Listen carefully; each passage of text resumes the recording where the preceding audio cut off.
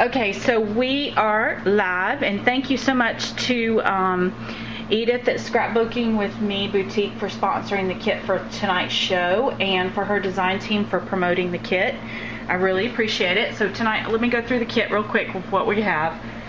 We have this fringe from Canvas Core, and I don't know if I'm going to use this tonight or not, but I've got another project in mind for this kit, so stay tuned throughout the month. You may see me use this again.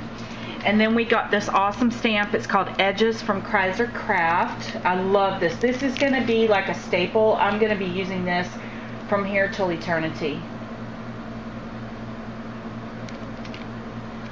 And Edith, do you have any more kits left? Did you have one or two or whatever left? If anybody's interested. We're going to use, this came in the kit. This is the flower scroll die from Dynamite Dies. Now, we have 6 kits left, so the first 6 people get them. But, and they're under $40. You just really can't beat the price. So, but you get a die for that. And from what I understand, the manufacturer had this particular die back ordered. So if Edith wants to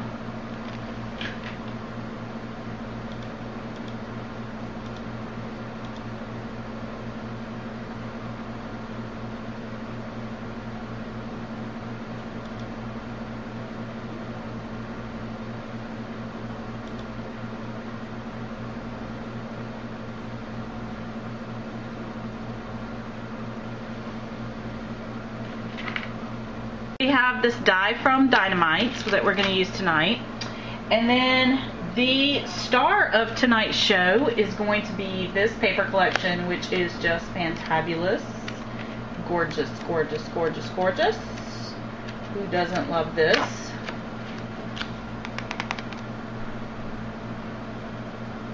It gave me the boot too, Jennifer.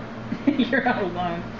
Okay, so My Mind's Eye. This is a Rana Ferrer design, which I love, love, love. Okay, and then of course, the ephemera pack that came with this is spectacular. You get like a ton of pieces in here. There's so many things you can do with this. It says there's 31 pieces of ephemera in this pack. Look at how fantastic. Love it. Love it, love it. Lots of really fun things to use up in this stash. Super love. So we have that. I'm going to put all that back in there before I lose it. And then we have this fantastic stencil from Heidi Swap.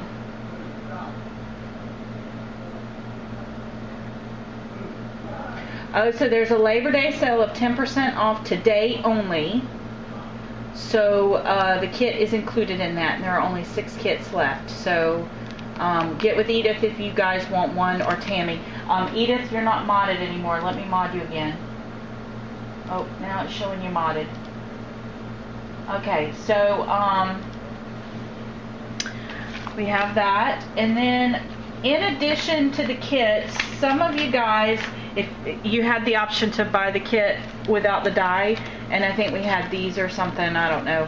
I purchased these separate from the kit. I don't know if I'm going to use them tonight, but I'm going to give you some ideas of how to use them if for some reason you did grab them.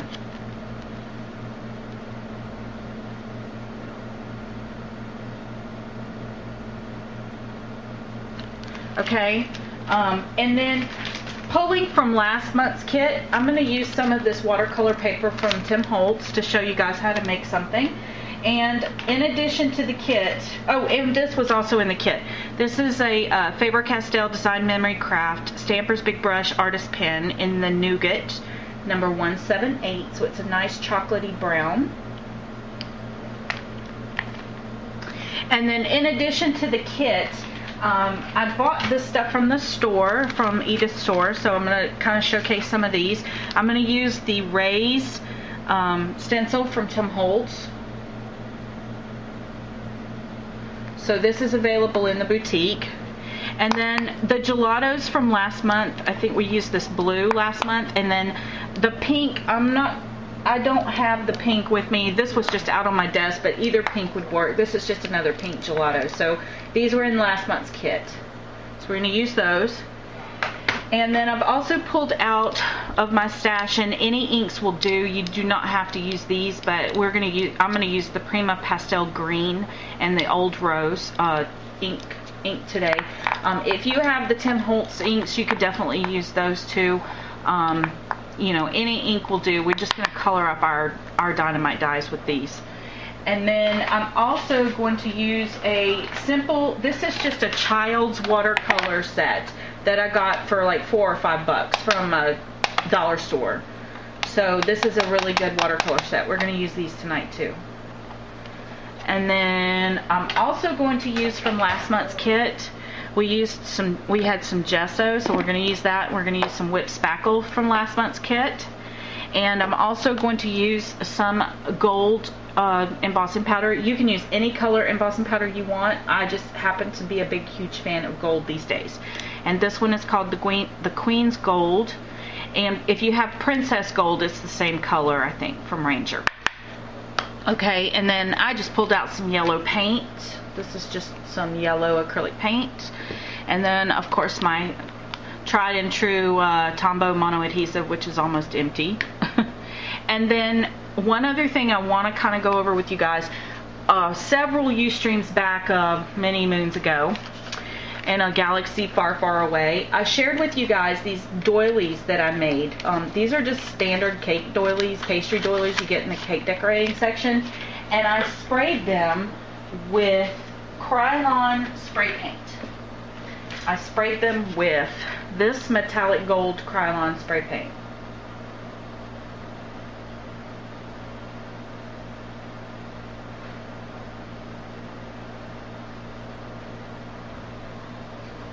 The watercolor set, I see it everywhere. It's everywhere. But anyway, I just spray painted these doilies gold because I just happen to be on a gold fetish lately. So I shared with you guys that technique a long time ago. So I have some of these left out on my desk, and I'm going to reach for those tonight too. So let's go ahead and get started. Let me move everything out of the way. Does anybody have any questions about the kit or the supplies? Oh, and I'm also going to use a piece of 12 by 12 cardstock, obviously, because I'm making a layout. So the first thing I want to share with you guys is on the paper collection, there are these really neat looking flowers. And I like flowers, but they did not give us a ton of these flowers to use in the kit. So let me show you. Look at how beautiful these are. So I thought I would show you guys how to make something similar that would be really fun.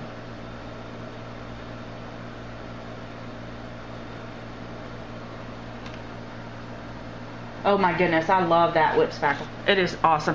It is not like any other modeling paste that I've ever used, ever.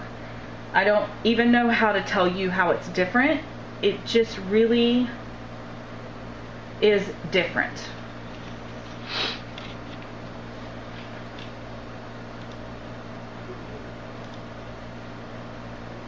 So I'm going to show you guys really quick how I made these flowers. And I've already got some already made up, so we don't have to wait for paint to dry. But this is what they kind of look like in a half stage. Aren't they gorgeous? So you guys want to learn how to make these?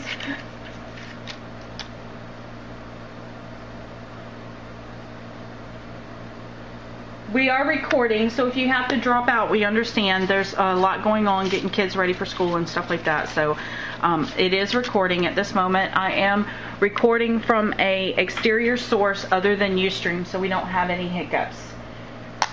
Okay, so let's get started. What I'm going to do is I'm going to take this, what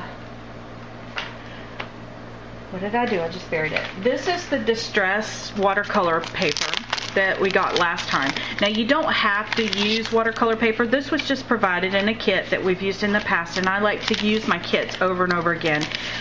One of the things I pride myself on with the kits is that I always try to provide things that you can use from here till the cows come home. I mean, I like to use up the supplies that I'm handed, and you know, so that's what we're going to do tonight. So I'm going to put 2 of these to the side, and we're going to work on the pink flower first.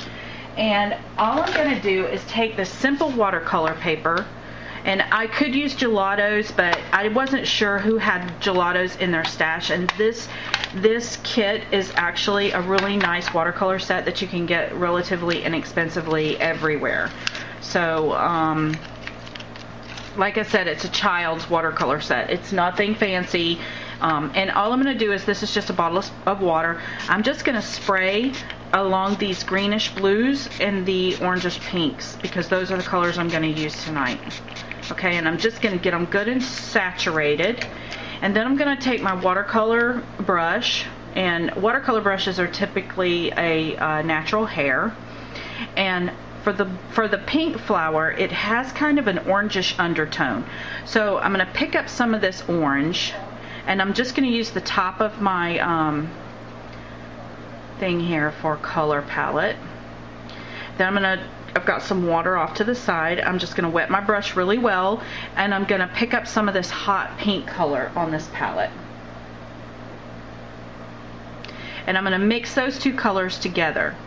And it's going to give my paper a really nice pinkish orangish color.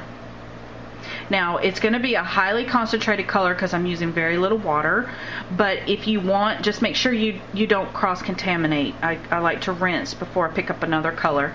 If you want it to be thinner or lighter, you can always just add water to it to lighten it up. And you just simply dip your brush into some water and drop the water into the palette. Okay, super simple. Yes, it has to do with lighting, and it has to do with the camera calibration as to why the colors are different. But now when I brush this on, see how beautiful this is? And I'm just going to paint this entire card with this color. Don't worry about those hairs. When this dries, I can brush those off. Okay? So this is going to be our pink flower. And I'm using the smooth side of the watercolor paper. The watercolor paper has a texture on both sides, and I'm just going to use the smooth. It has a texture on one side, and it's flat on the other. Okay, so there's that one. We're going to put it aside and let it dry. And now let's work on our blue. So I'm rinsing my brush again, and I'm going to pick up some of this tealy blue color. And of course, if you didn't have this, what you would do is mix blue and green together till you got the teal color. And in a different little circle, I'm going to put some of that there. And then I'm going to rinse, and this time I'm going to pick up some of this light blue. I'm going to put that down in there and see how it gets really a darker color. And if you want a little bit more green, because that might be just a little too blue, just grab some of the green and drop it in there too, and see how it turns this nice minty green color. And remember, the more water you add, the lighter the color. So again, I'm just using the smooth side of the watercolor paper, and I'm going to color that on. Does anybody have any questions yet? These flowers are so simple to make, and they would be adorable on a card, baby layout.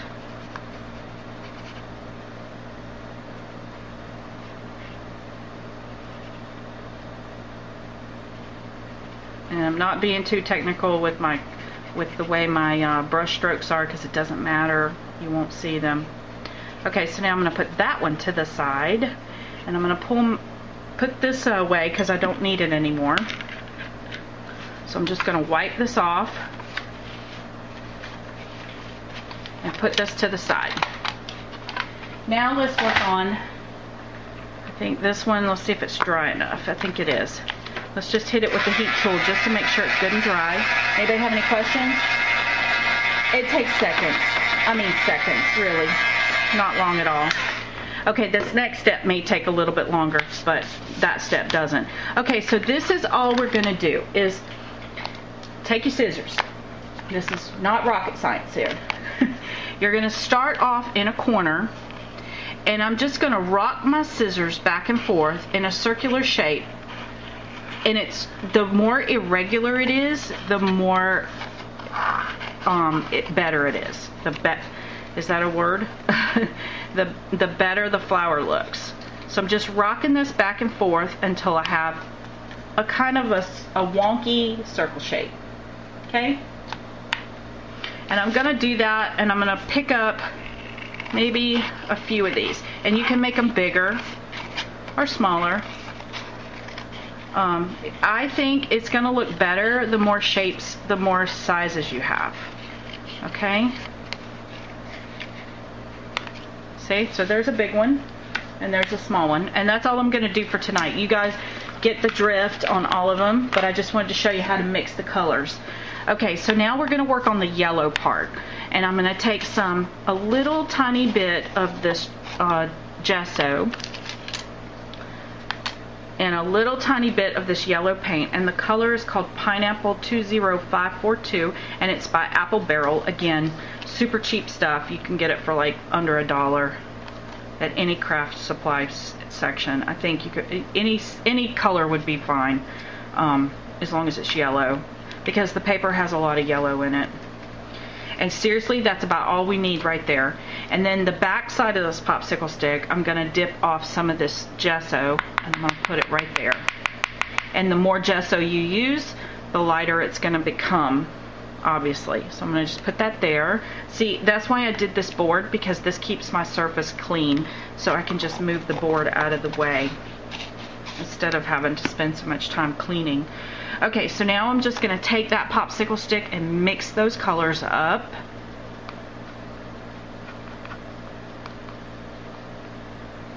And I have this really nice soft buttercream yellow. Now you could do this with your gelatos too. Like I said, I wasn't sure what color gelatos everyone had, so I'm just using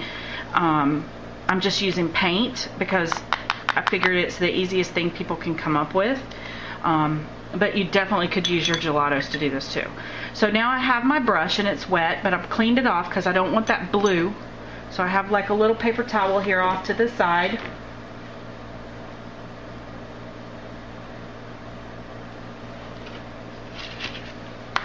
And I'm gonna take and load my brush up with this paint. And I want a lot of paint on this brush. Like, I want it good and chunky, okay? Lots of paint. Is everybody following me so far? It will be on my YouTube channel probably sometime this week. I'm going to do my best to get it in there quickly. So I'm going to start in the center of my flower, and I'm going to just kind of push my brush in a wiggly, kind of chunky manner in a spiral. Okay? And I'm squiggling it back and forth. Can you guys tell that what I'm doing? I'm just squiggling it back and forth. And see how my rose is starting to take shape?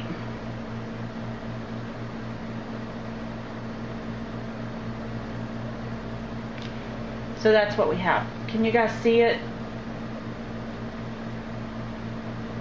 Can you see it?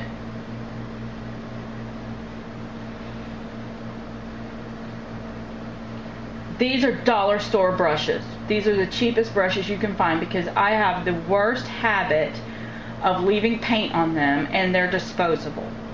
These are like junk brushes. I'm sorry, but that's the best I can tell you.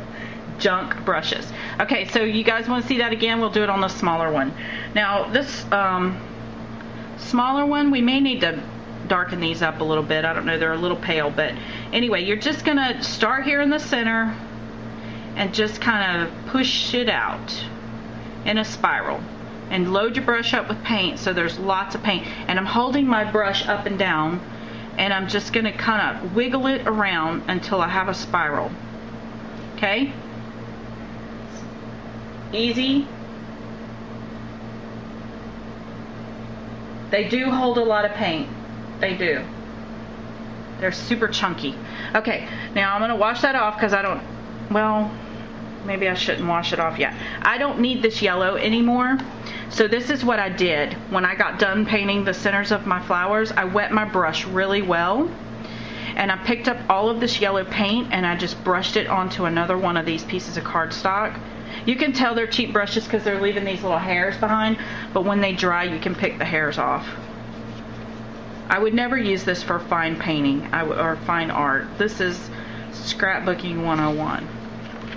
And I'm not wasting my paint. I'm just going to cover this up. If I don't use it to make flowers tonight, I will use it as a background for something mixed media later, maybe a card or something. Okay, so there's all that paint reserved there on that, and I'm going to put that to the side and let it dry. And then I'm just going to pick this up really fast off my surface. And I've got my brush down in my water. Okay, now this is the next step. This is pretty much dry. I mean, it's still a little bit wet, but it's pretty dry. Now I'm gonna take,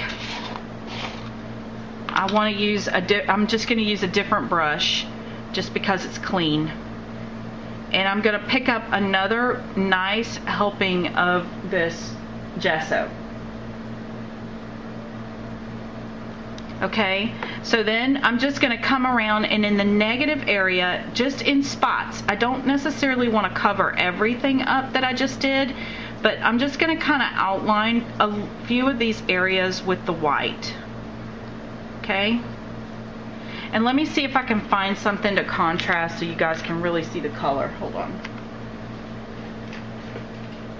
Let me see what I have. Can you guys see how that color is?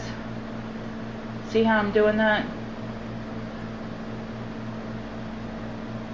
And you know what? This is shaky hand goodness right here, because you just want the white to stay thick. If it doesn't stay thick, it becomes transparent as it dries. And I'm just pouncing it around in some areas. Just pick up a little bit more. That's going to kind of give like the highlights to your flowers. Just give them a little depth. And I'm not going in a complete spiral. I'm just kind of tapping it into areas around the flower like that. Okay? Now look at how simple that was. Now we're going to put these to the side and let them completely dry. For those of you who are new to my Ustream, you will find out that I do things a little unorthodox. Sometimes they come together at the very end. You go, wow, now I understand what she did. But I do all my wet mediums first because I don't like to listen to the hair dryer, the heat gun run. So I let things dry naturally on their own and come back to them. So just for the sake of great television here, I'm going to put this in the trash and I'm going to wipe my surface down.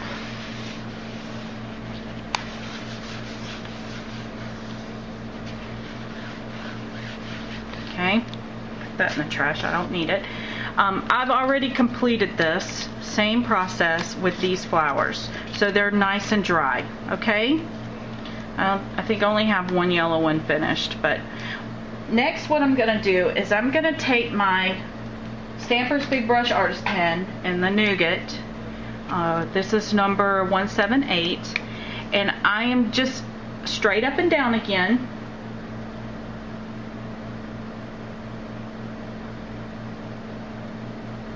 I am going to just pounce little dots into the center of my flowers.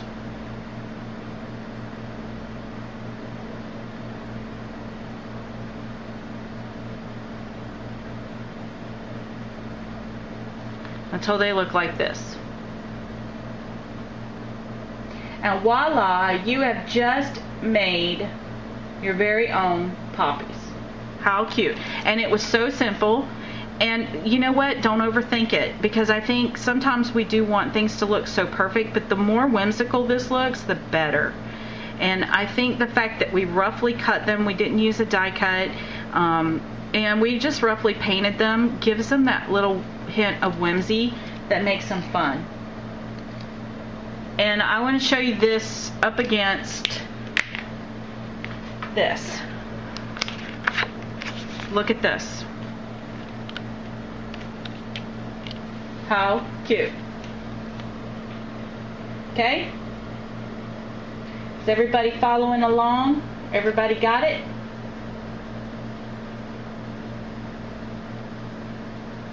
It's Faber-Castell Design Memory Crafts. Stanford's Big Brush Artist Pen. And the gesso is also made by Faber-Castell Design Memory Craft. It was in last month's kit. So, do you guys like the little flowers? Aren't they fun? So fun. This is something you could do with if you had some grandchildren or nieces or nephews or daughters or whatever. This would be just like a fun little thing to do with them, because you can just sit here. I mean, look at how fun this is. Now, if you bought the kit that has the brads in them, go one step further and stick a brad in the center of this. How cute are these also layered, one on top of the other, with a little brad in the center? Isn't that fun? Look at that. Look at how fun that is. Just layering them up.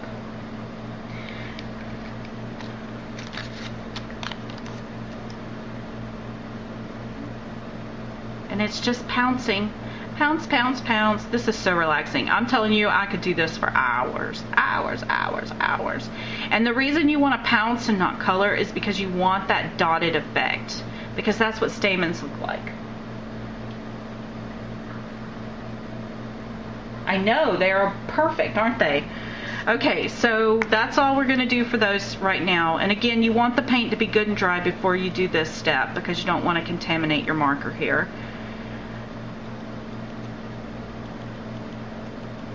Now, how fun is that? I just love them. And make them different sizes so you have some interest when we sit down to do this. And any of these that you have left over, super cute on cards because they're flat. How adorable are these? You could totally do this with your gelatos. You could do it with watercolor. You could do it, I showed you, you could do it with acrylic. Anything you have in your stash. I'd highly encourage you to just use what you have in your stash. Okay? So there's our poppies. So adorable. Okay. So everybody's still with me. Okay, so I'm going to put these to the side.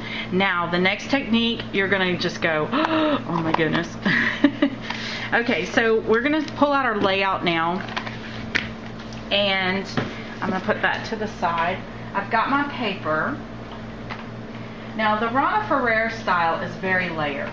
I really think she's like the queen of layering. Honestly, I fell in love with her when she was with Autumn Leaves, and just one of my favorite designers of all time. If she watches this, I'm going to just be so excited. But anyway, so we're going to pull out the Kaiser Craft stamps, and I picked these out because they do mimic the Rana Ferrer style. Notice that there's those little triangles. She uses those a lot. She uses this kind of line a lot, the dotted textured lines and things like that. So we're going to use those. I hear people screaming commercial, so we'll kind of hold out and let them all catch up. I'm going to use, for my first pass, I'm going to use this, it's this one right here that has this really thick line, okay? And I want to show you guys a technique for lining these up so that they're straight. We're going to take our ruler, and I'm going to lay my ruler down so that it's even with the sides of my paper. And I'm going to butt my stamp right up to that ruler, and it's upside down the way you would stamp it. So the block, the piece that adheres to the block is on the top, and then I'm just going to lay that down and remove the ruler. Okay, so now my stamp is kind of straight on that block.